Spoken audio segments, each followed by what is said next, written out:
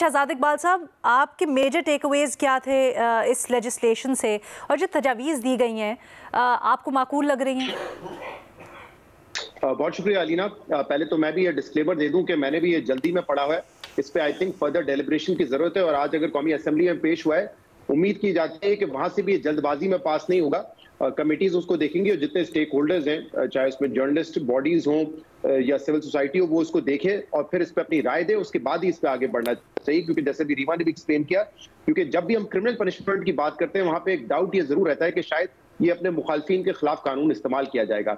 अच्छा, देखिए, तो मैं आपको मिसालें दे देता हूँ ना कि टीवी को जब आप एक प्लेटफॉर्म है, जब आप कहते हैं कि पैमरा जो है वो रेगुलेट करेगा, तो वो टीवी चैनल्स को रेगुलेट करता है, वो उसके यूजर्स को रेगुलेट नहीं करता। आज जो हमारा प्रोग्राम देखेंगे रिपोर्ट कार्ड, उनको रेगुलेट नहीं करता। पैमरा आपके प्रोग्राम को रेगुलेट करेगा या आपके इदारे को रेगुलेट करेगा। इसी तरह अखबार जो है उसकी डे टू डे बेसिस पे तो रेगुलेशन नहीं होती है, लेकिन इंफॉर्मेशन मिनिस्ट्री पे आप एक डिक्लेरेशन देते हैं, यानी कि अगर आपने कोई बड़ी वायलेशन की है तो फिर आपका लाइसेंस क्या मनसूख हो सकता है, क्या सस्पेंड हो सकता है, वो मामला इंफॉर्मेशन मिनिस्ट्री के पास है। अब सोशल मीडिया के हवाले से मामला ये है कि एक प्लेटफॉर्म है और उसको मुख्तलिफ लोग इस्तेमाल करते हैं, न सिर्फ इंफॉर्मेशन हासिल करने के लिए बल्कि इंफॉर्मेशन देने के लिए भी। और यहाँ पे ये जो इस वक्त हमारे सामने डिजिटल राइट्स प्रोटेक्शन अथॉरिटी है, ये जो पूरा कानून है, इसमें दो चीजों को एड्रेस होना चाहिए, और मुझे लगता है कि ज्यादा फोकस एक ही चीज पर है। यानी कि पहला ये कि जो प्लेटफॉर्म है उनकी क्या जिम्मेदारी है, उनको कैसे रेगुलेट किया जाएगा, और दूसरा पे जो यूजर्स हैं उनको कैसे रेगुलेट किया जाएगा। तो जो पहला बात है कि आपने प्लेटफॉर्म कैसे रेगुलेट करना है, मेरे ख्याल से वो तो एक नॉन स्टार्टर है, और उसकी वजह भी मैं आपको बताता हूं। लेकिन पहले जरा दो जुमले ये पढ़ लें कि जो इसका सेक्शन 2 भी है, जो बताता है powers and functions of the authority, उसमें मिसाल के तौर पे जो इसका एफ है वो कहता है regulate enlistment of social media platforms. उसका जी कहता है grant, renew, refuse, suspend and revoke enlistment of social media platforms. और नंबर इसका जो एच है वो कहता है टू पार्शियली और fully block social media platform if it fails to comply with the provisions under this act until the compliance is made. मतलब यह है कि हमारे यहाँ कोई भी चाहे बड़े से बड़ा प्लेटफॉर्म हो, इस 250 मिलियन की पॉपुलेशन, 25 करोड़ की हमारी आबादी है, लेकिन कोई अपना दफ्तर यहाँ पे खोलना नहीं चाहता, वो इनलिस्ट नहीं करवा रहा अपने आप को। यानी कि जो इसकी कंप्लायंस है उनकी तरफ से, वो तो आप समझ लें कि जीरो होगी। बड़ी मुश्किल होती है हमें कोई कंटेंट रिमूव करवाने में, हुए हैं लेकिन उसमें आपको बड़ी मुश्किल होती है क्योंकि उनके दफातर यहाँ पे नहीं है। और वैसे तो ये बहुत बड़ी नाकामी है कि दुनिया में आपकी इतनी बड़ी आबादी है, लेकिन और इतने ज्यादा यूजर्स हैं, चाहे फेसबुक हो, टिकटॉक हो, एक्स हो, लेकिन आज तक हम उनको इस बात पे कन्विंस नहीं कर सके कि वो यहाँ पर आके अपने दफ्तर खोलें। अब मसला ये है कि अगर वो इनलिस्ट नहीं करवा पाते हैं और आपने कोई कंटेंट रिमूव करवाना है, आप उनको कैसे कंप्लाई करवाएंगे? वो तो कंप्लाई इसमें करेंगे नहीं, तो वो लिहाजा मेरे लिए तो एक नॉन स्टार्टर है।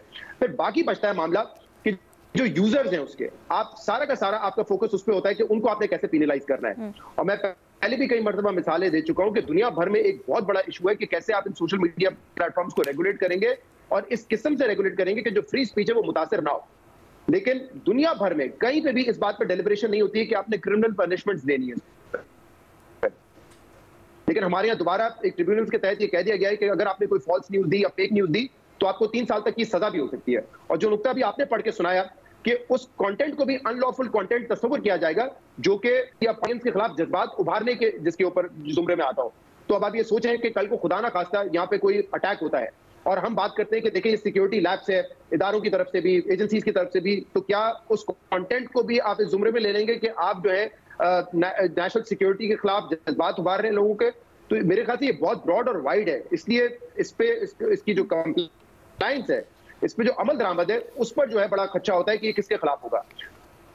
फिर जैसा आपने बताया कि जो बॉडी है उसमें तमाम जो लोग हैं ज्यादातर वो सरकारी होंगे, और सरकारी लोग मुझे बताइए कि क्या वो इंडिपेंडेंटली और एक न्यूट्रल तरीके से इसका इस्तेमाल करेंगे या इस्तेमाल सिर्फ अपने मुखालफिन के खिलाफ ही होगा? तो हमारे यहाँ मेरे ख्याल से ये जो दो प्रॉब्लम्स है, इसको हम पता नहीं, हम तो बार बार बात करते हैं लेकिन इसको एड्रेस करना बड़ा मुश्किल हो गया है कि आप सिविल पनिशमेंट्स की तरफ जाएं, क्रिमिनल पनिशमेंट्स की तरफ ना जाएं। दूसरा ये बहुत बड़ा फर्क है मिस इन्फॉर्मेशन और डिस इन्फॉर्मेशन। हमने बहुत पहले इस पे प्रोग्राम किया था, इनफैक्ट मुझे याद है पीडीएफ में एक डॉक्यूमेंट आया था जिसमें उन्होंने बाकायदा एक्सप्लेन किया था कि मिस इन्फॉर्मेशन क्या है, डिस इन्फॉर्मेशन क्या है। इसमें कोई ऐसी डेफिनेशन नहीं है। मिस इन्फॉर्मेशन उस बात को हम करते हैं कि आपने कोई खबर दे दी और हो सकता है कि आपके सोर्सेज ने गलत वो बात की हो, लेकिन आपने डेलिबरेटली कोई फेक न्यूज फैलाने की कोशिश नहीं की है। डिस इन्फॉर्मेशन उसको आप कहते हैं कि जिसमें डेलिबरेटली आप कोई फेक न्यूज फैलाने की कोशिश कर रहे हैं और कोई अफवाह से आप किसी को मुतासर करने की कोशिश कर रहे हैं, उसकी यहाँ पे डेफिनेशन नहीं है। तो इसको किस तरह से परखा जाएगा, क्योंकि क्रिमिनल केस में तो आपने इंटेंट जानना है। तो अगर किसी सहाफी ने या किसी ब्लॉगर ने कोई खबर दे दी है और वो खबर जाली साबित होती है, हो सकता है उससे कोई नुकसान भी किसी का हो, तो ये आप कैसे एस्टैब्लिश करेंगे कि उसने जानते बूझते वो गलत खबर दी है और वो एक डिसइंफॉर्मेशन थी? तो मेरे ख्याल से उसको भी इसमें नहीं एड्रेस किया गया है। तो मुझे तो लगता है कि सारा का सारा फोकस जो है वो फिर यूजर्स पे है। प्लेटफॉर्म्स को आप आज तक यहाँ पे नहीं लेकर आ सके हैं। ये अथॉरिटी अब अगर बनाई है तो मेरे ख्याल से बाकी चीजों पे अमल दरामद करने से पहले इस अथॉरिटी का ये टेस्ट होगा कि एक 250 मिलियन का मुल्क जहां पे बेतहाशा यूजर्स हैं इन प्लेटफॉर्म्स के, कि आप उनको पाकिस्तान लाके रजिस्टर करवा सकते हैं, इनलिस्ट करवा सकते हैं या नहीं करवा सकते। अगर आप नहीं करवा सकते तो फिर सारा फोकस मेरे ख्याल से उनके यूजर्स पर ही होगा। शहजाद, ये आपका बड़ा दिलचस्प पॉइंट है, क्योंकि अभी जब उमर से सवाल हुआ तो उमर ने कहा, ब्राजील की मिसाल दी और उन्होंने कहा कि पहले वहां पर भी नहीं होता था, अब कवानीन आ गए हैं तो वहां पर जो सर्विस प्रोवाइडर्स हैं वो मजबूर हो गए हैं कंप्लायंस के लिए, तो यहाँ पर भी अब कानून आ जाएगा। पॉइंट अगर ऐड कर दूं, बहुत सारे यूरोपियन ममालिक में ऐसा हुआ है कि वहां पे ऑब्वियसली उनके दफातर हैं और जो उनके अपने लॉज हैं तो वो फोर्स करते हैं इन प्लेटफॉर्म्स को कि वो कंप्लाई करें in according to the law of the country. European Union के जो लॉ है ब्रॉडली उनको कंप्लाई करें। ठीक है।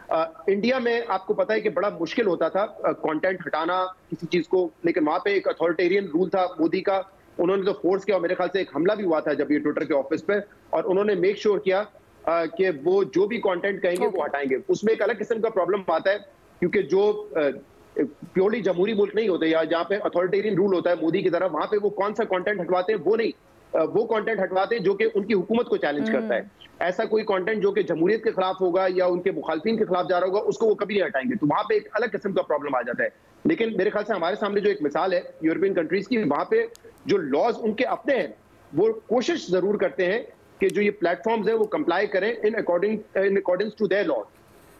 ठीक है। सलीम साफ़ी साहब, आपकी क्या राय है जो तफसीलात अभी सामने आ रही हैं इसकी, और ये भी कहा जा रहा है कि शायद जुमे को एक जॉइंट सेशन है जिसमें हुकूमत गालिबन इरादा रखती है इसको पास करवाने का।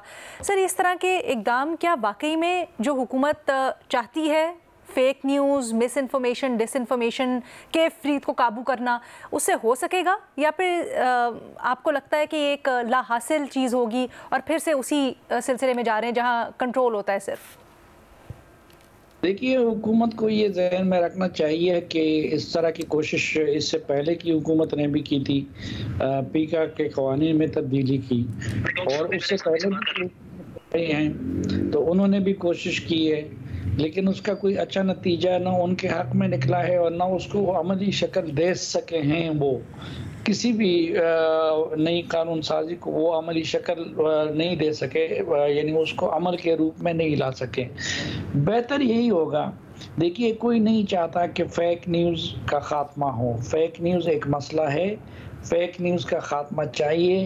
फेक न्यूज़ अगर इसी तरह रहे तो वो किसी बहुत बड़े फितने का बायस बन सकता है।